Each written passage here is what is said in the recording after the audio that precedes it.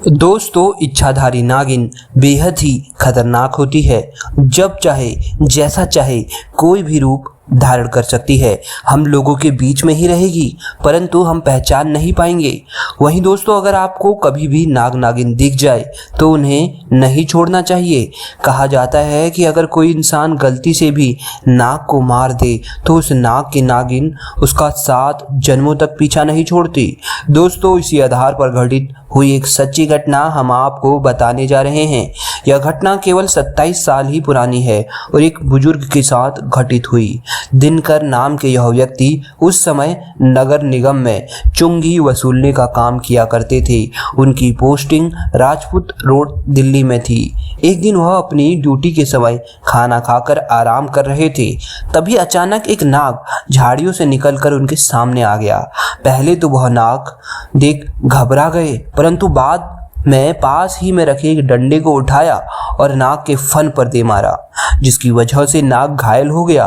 उसके बाद उनके 2-4 बार डंडा मारने से उस नाग की वहीं पर मृत्यु हो गई।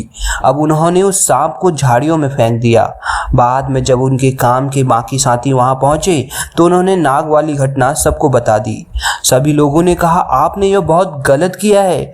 उनमें से 2-3 व्यक्तियों ने कहा, दरअसल यहाँ कई दिनों से नाग नागिन का जोड़ा हमने भी देखा। ये दोनों यहाँ पास ही के झाड़ियों में रह रहे थे और किसी को कुछ भी नुकसान नहीं पहुँचाया था, और अब नागिन शायद आपसे बदला जरूर लेगी। परंतु दिनकर ने ये सब बातें फालतू समझी और बात को टाल दिया। कुछ दिन बाद दिनकर का तबादला हो गया और वह सादरा दिल्ली में नौकरी करने लगे और उस बात को भूल गए। फिर करीब 9 साल बाद प्रमोशन मिलने की वजह से एक बड़े अधिकारी के रूप में उनकी नियुक्ति फिर से राजपूत रोड में ही हो गई। वे पिछली सारी बात भूल चुके थे, किंतु उन्होंने यहाँ जिस दिन अपनी ड्यूटी दोबारा संभाली, उसी दिन दोपहर को जब वे खाना खाने बैठे थे, तभी नागिन ने उनके सामने आकर अपना फन फैला दिया। डर के मारे वे उछल पड़े और ऊपर टंगी रस्सी पर लटक गए। करीब 2-3 घंटे तक वहां लटके रहे, लेकिन नागिन ने अपना फन नीचे नहीं किया। फिर जब नागिन का थोड़ा फन झुकता हुआ नजर आया तो उन्होंने झट से कूदकर साइकिल उठाई और सड़क की तरफ भागने लगे। कई किलोमीटर तक साइकिल चलाने के बावजूद नागिन ने उनका पीछा नहीं छोड़ा। उसके बाद थकान होने की वजह से वो रोड पर ही गिर पड़े। रोड की दूसरी तरफ ही कुछ मजदूर काम कर रहे थे। उनमें से एक मजदूर की नज़र उन पर पड़ गई। तभी सारे मजदूर उनके पास आ पहुंचे। इससे पहले वह उस आदमी को होश में लाते उन्होंने पीछे आ रही नागिन को देख लिया और सारे मजदूरों ने मिलकर उस नागिन को मार दिया। फिर जब दिनकर को होश आया तो उसने मरी हुई नागिन को अपने पास में पाया। उन मजदूरों में एक मजदूर काफ़ी बुढ़ा था। वह जान गया था कि ये नागिन उस आदमी का क्यों पीछा कर रही थी।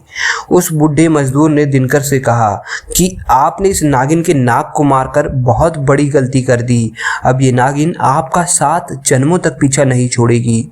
इसका जब भी पुनर्जन्म होगा ये आपसे बदला लेने जरूर आएगी। ये बात सुनकर दिनकर पूरी तरह से डर चुका था, तो उसने इसका उपाय उस बुजुर्ग से पूछा। तो वह बुजुर्ग बोला, अब एक ही उपाय है, आपको उस नागिन का पूरे विधि विधान से अंतिम संस्कार करना होगा, तभी उसकी आत्मा को शांति मिलेगी।